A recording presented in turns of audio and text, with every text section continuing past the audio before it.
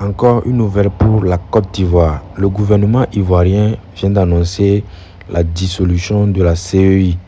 La toile s'enflamme. Actuellement, c'est gâté. Regardons la vidéo. C'est officiel, mes frères et sœurs. La soi-disant Commission électorale indépendante, en parenthèse, la CEI, a été dissoute. Après le mascarade électoral, après le braquage électoral, ils viennent expliquer aux Ivoiriens que cette commission-là n'est plus acceptable. Vous voyez comment ce pouvoir-là se fout de nous? C'est normal que le pouvoir en place se foute de nous parce qu'aujourd'hui en Côte d'Ivoire, il n'y a que le buzz qui prime sur les questions sociétales. Je vais vous laisser quand même écouter le porte-parole du gouvernement. Parce que c'est grave.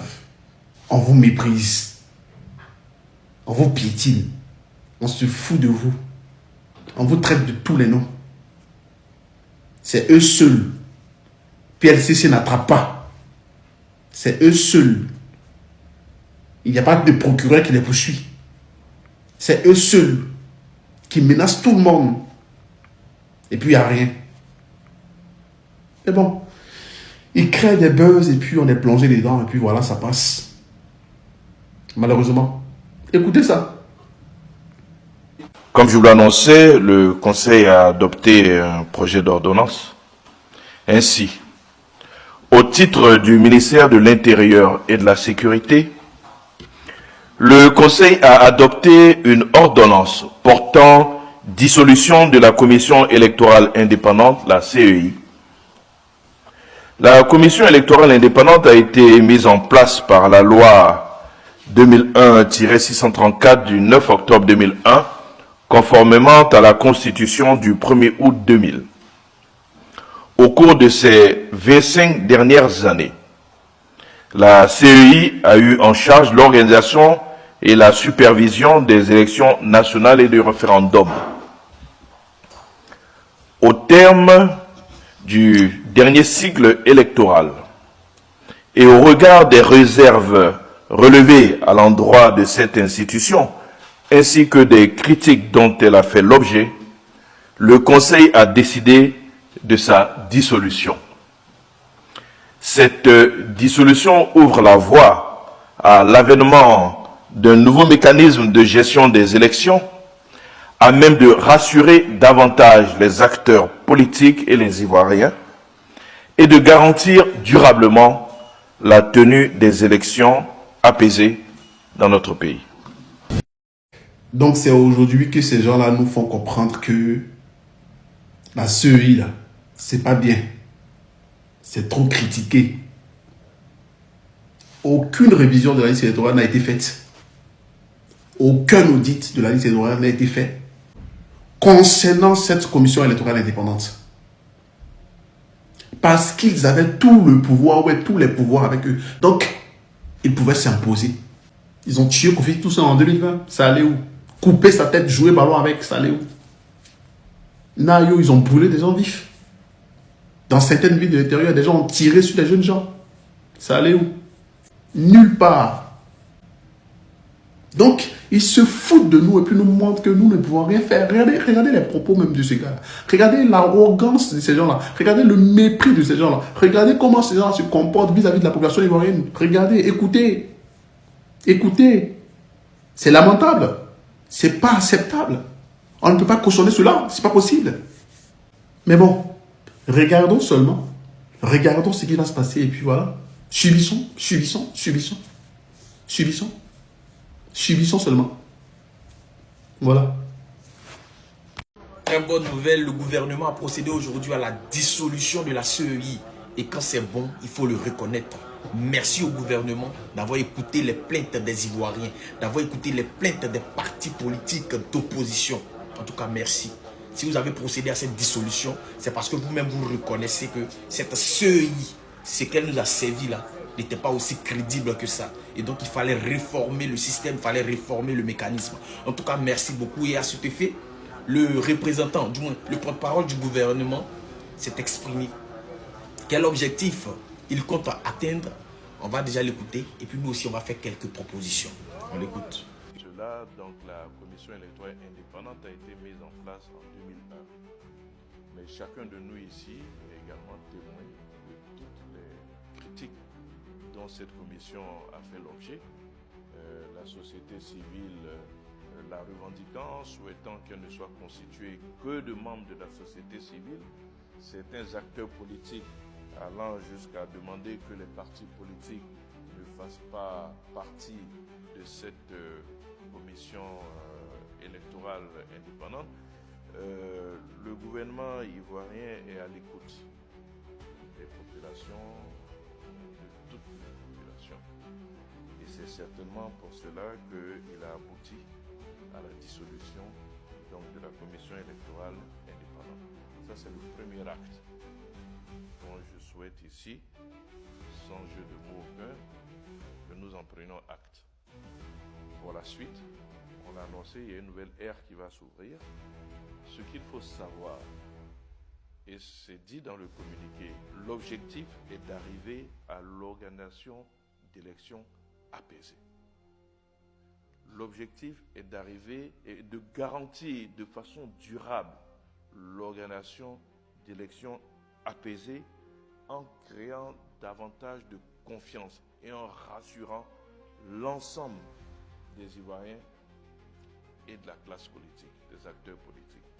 Donc c'est dans cet objectif-là que le gouvernement va s'inscrire et donc très bientôt on verra les mécanismes qui seront mis en place afin de permettre donc d'atteindre cet objectif, d'organiser des élections de façon durable, des élections apaisées, des élections qui rassurent davantage et les acteurs politiques et les Ivoiriens dans leur ensemble.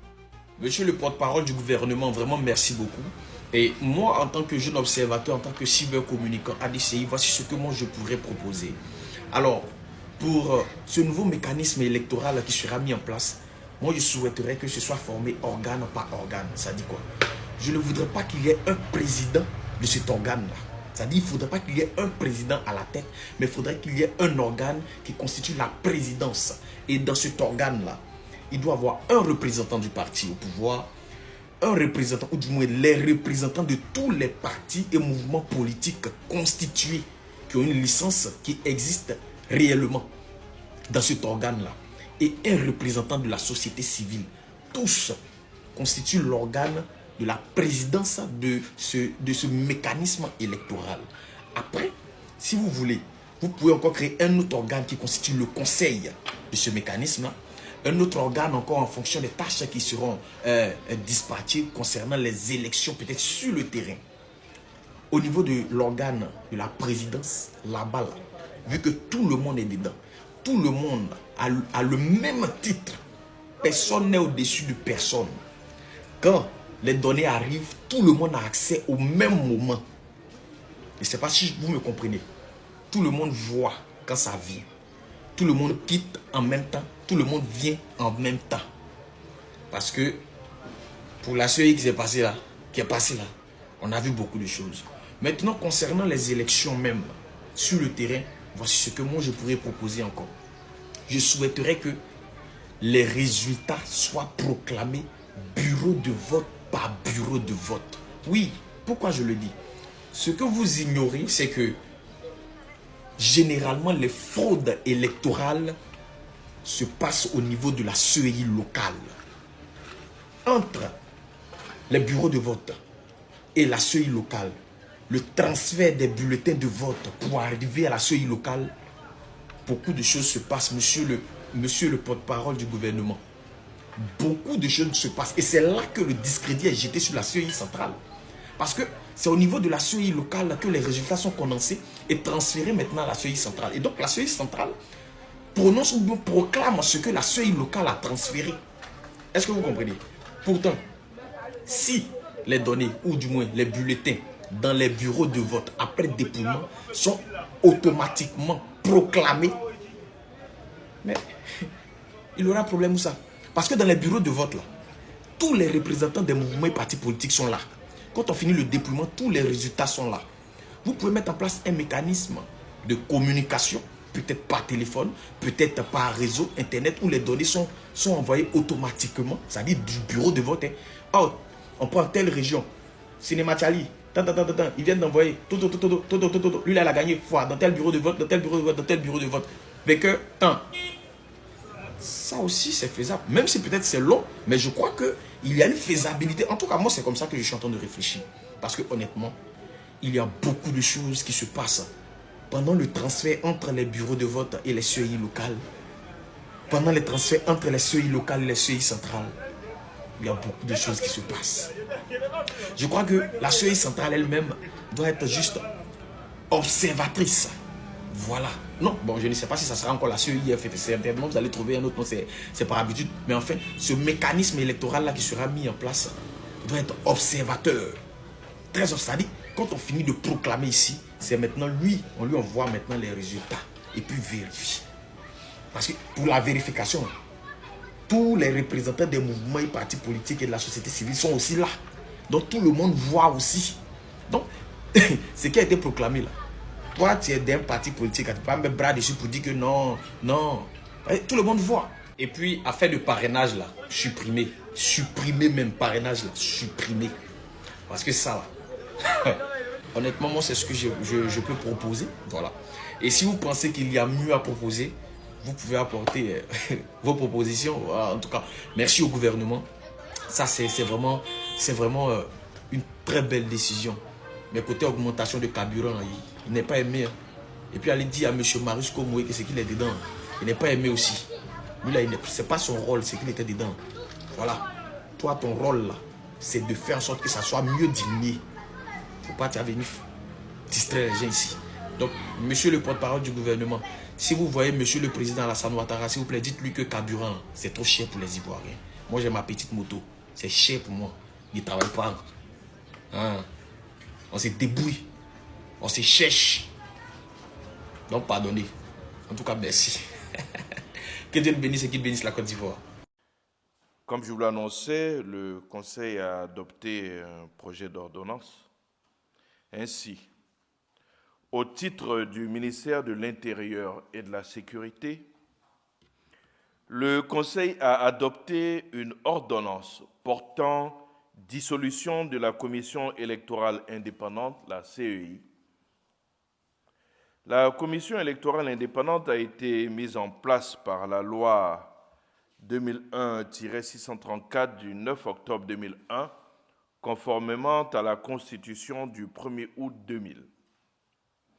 Au cours de ces 25 dernières années, la CEI a eu en charge l'organisation et la supervision des élections nationales et du référendum. Au terme du dernier cycle électoral et au regard des réserves relevées à l'endroit de cette institution, ainsi que des critiques dont elle a fait l'objet, le Conseil a décidé de sa dissolution. Cette dissolution ouvre la voie à l'avènement d'un nouveau mécanisme de gestion des élections à même de rassurer davantage les acteurs politiques et les Ivoiriens et de garantir durablement la tenue des élections apaisées dans notre pays.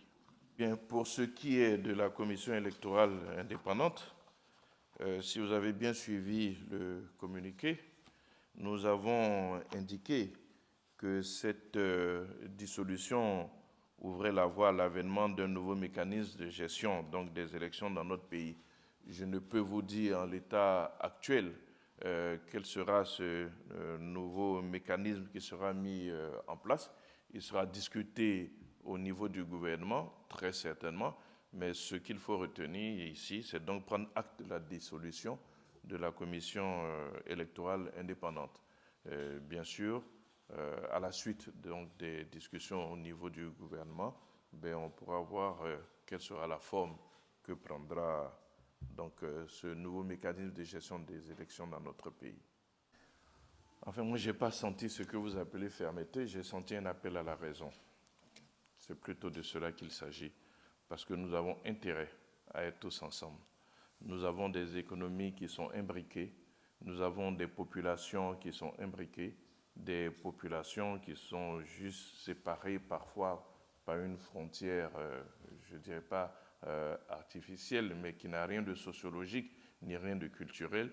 Donc nous avons tout intérêt à être ensemble. Je pense qu'il y a un grand appel à la raison qui a été lancé. Et d'ailleurs, si le médiateur a été reçu, c'est bien parce que, quelque part, il y a une main tendue, il y a une volonté de mettre ensemble toutes les énergies. Donc, moi, je ne voudrais pas de fermeté, je voudrais un appel à la raison. Peut-être dit avec fermeté, mais c'est un appel à la raison. Il n'y a derrière aucune menace. Il faut penser aux populations. Et c'est ce que la Côte d'Ivoire a toujours fait dans toutes les décisions qu'elle a prises. Les populations ont toujours été au centre de ses préoccupations. Parce que quel que soit ce qui sera décidé, ben, ce sont les populations qui souffrent. Ce sont elles qui souffrent le plus. Donc il est important de revenir donc, à cette réalité et d'agir pour le bien de nos populations respectives. C'est cela le sens donc, du message qu'il faudrait retenir. Okay, merci.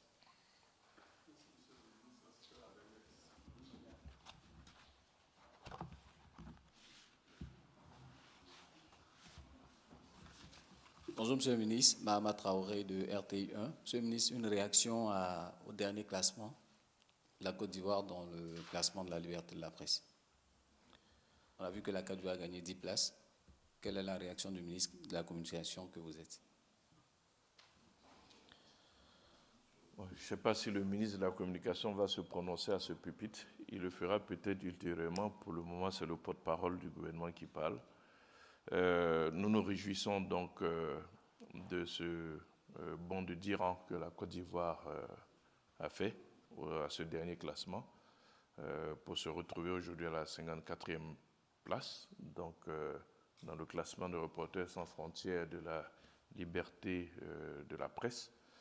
Sur le continent, nous occupons le 9e rang et au niveau de l'Afrique de l'Ouest, nous sommes le 4e.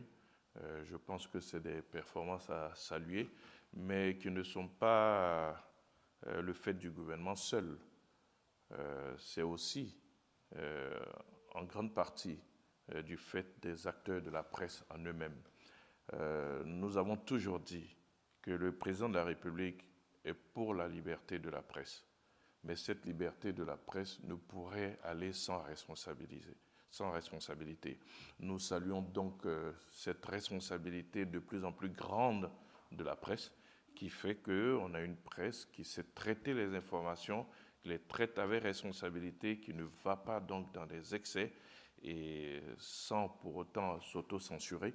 Il suffit de regarder la tonalité de la presse dans notre pays pour comprendre qu'il n'y a pas d'autocensure, encore moins de censure. Donc nous ne pouvons que nous féliciter donc, de ce résultat qui reflète, je dirais, la réalité sur le terrain. On ne tue pas de journalistes en Côte d'Ivoire, on ne les emprisonne pas, qui sont entendus dans le cadre de procédures, mais entendus de façon libre. C'est normal qu'un État organisé cherche à en savoir davantage sur certaines informations qui sont données. Ça fait partie, donc, je dirais, de la politique de sécurisation de l'État, mais la dépénalisation de la presse est une réalité dans notre pays. Et au-delà de ça, il n'y a aucun abus, aucun journaliste n'a été molesté, battu, etc. dans notre pays. Tout cela montre que nous vivons une vraie liberté de la presse. Et ce résultat, ce bond de 10 rangs que nous avons fait, je pense, reflète cette réalité. N'oubliez pas que la Côte d'Ivoire, en 2011, était 151e sur 180. Aujourd'hui, nous sommes 54e sur 180. Nous venons de loin, mais c'est bien parce que la liberté de la presse se vit dans notre pays.